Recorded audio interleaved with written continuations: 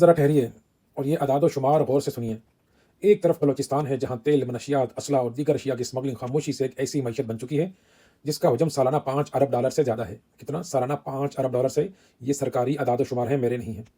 اب ریاست پاکستان سے ایک سیدھا سا سوال ہے کہ اگر آپ کے بقول بھارت بلوچستان میں 800 یا 8 سے 12 افراد کو $1500 فی کس دے کر دہشت گردی کروا رہا ہے، تو پھر ایک پاکستانی شہری آپ سے عرض کرتا ہے کہ جناب ایمن، آپ تو ایک گولی چلائے بغیر اربوں ڈالر حاصل کر سکتے ہیں۔ جی ہاں، اربوں ڈالر۔ اور پھر وہ اربوں ڈالر کی رقم آپ اس بلوچستان پر لگا سکتے ہیں اور اسے زمین کی جنت یعنی جنت ارضی بنا سکتے ہیں۔ اسے دبئی جیسی، بلکہ دبئی سے بھی زیادہ خوبصورت ایک ریاست کی شکل میں کھڑا کر سکتے ہیں، پاکستان کے صوبے کی صورت میں۔ تعلیم، روزگار اور ترقی کا جال بچھا سکتے ہیں۔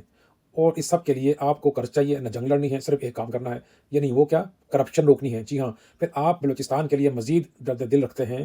اگر آپ بلوچستان کے لیے مزید درد دل رکھتے ہوں تو پھر آپ بلوچستان کو کرپشن کے ساتھ ساتھ پاکستان بھر میں ہونے والی کرپشن اور لوٹ مار کو بھی ختم کریں اور وہ رقم بھی بلوچستان کی تعمیر اور ترقی پر لگا دیں، تو بلوچستان کے ہر گھر سے دودھ اور شہر کی نہریں گزر سکتی ہیں۔ اور یہ کوئی دیوانے کا خواب نہیں ہے، یہ ایک حقیقت ہے۔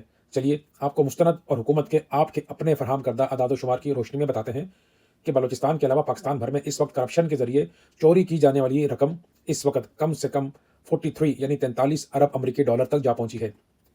43 ارب ڈالر، جی ہاں۔ اور یہ پوری خبر نہیں ہے، بلکہ اب اصل کرپشن کا صرف 10% ہے، کیونکہ پاکستان میں جو کرپشن ہے، جو خبروں میں آتی ہے اور جو فائلوں میں درج ہوتی ہے، وہ اصل کرپشن کا آٹے میں نمک برابر بھی نہیں۔ اصل کرپشن تو وہ ہے جو کبھی رپورٹ ہی نہیں ہوتی، جو خاموشی سے کسٹم افسر کی جیب میں جاتی ہے، دبے پاؤں ٹیکس افسر کی مٹھی گرم کر دیتی ہے اور نظام کے اندر تحلیل ہو جاتی ہے۔ اور اگر کسی کو شک ہو تو ذرا یہ مثال سامنے رکھیے کہ کوہستان کے ایک معمولی کلر کے گھر سے 40 ارب روپے برآمد ہوئے۔ یہ تو وہ رقم ہے جو برآمد ہوئی، جو اس نے ہڑپ کی اور جو بانٹی اور وہ بانٹ چکا تھا، وہ کیا کیا تھی، واللہ عالم۔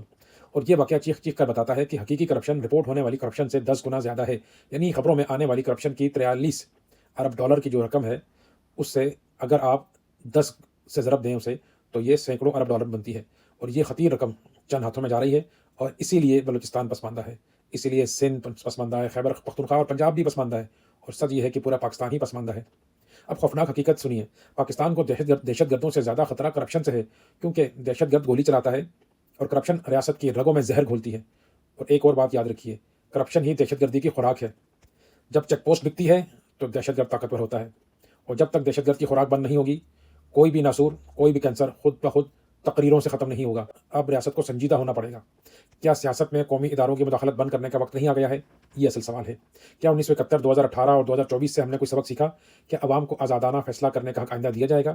پاکستان اب کسی نئے صحنے کا متحمل نہیں ہو سکتا۔ بلوچستان میں گرتا ہوا سپاہی کا لہو، ہر ایک سپاہی کا لہو قوم کے ضمیر پر خنجر بن کر اترتا ہے، قوم کا دل چاک ہو جاتا ہے اور کلیجہ منہ کو آتا ہے۔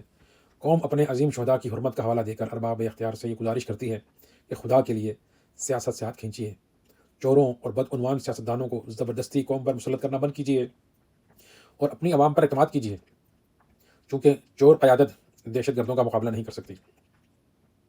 شیطان کے چیلوں سے شیطان کے دوست مقابلہ نہیں کر سکیں گے۔ اس کے لیے آپ کو حقیقی عوامی اور دیانت دار محب وطن سیاسی قیادت کی ضرورت ہے۔ فارمولہ مشکل نہیں ہے، بس صرف ایک کام کیجیے، یعنی انصاف دیجیے، نیت صاف رکھیے، اللہ کی مدد آ جائے گی انشاءاللہ۔ اور پھر اس موقع پر نبی مہربان صلی اللہ علیہ وسلم کی حدیث یاد رکھیں کہ تم سے پہلی قومیں اسی لیے تباہ ہو گئی تھیں کہ وہ طاقتور کو معاف کرتے، طاقتور مجرم کو معاف کرتے، کمزور مجرم کو سزا دیتے تھے۔ اگر ہمیں تباہی سے بچنا ہے تو ہمیں رسول مہربان صلی اللہ علیہ وسلم کی اس حدیث پر عمل کرنا ہوگا، ہمیں بے لاگ احتساب اور انصاف کرنا ہوگا، ورنہ ہماری داستان تک بھی نہ ہوگی داستانوں میں خاکم بدہن۔ عبید مغل کو اجازت دیجیے، اللہ نے کے بعد۔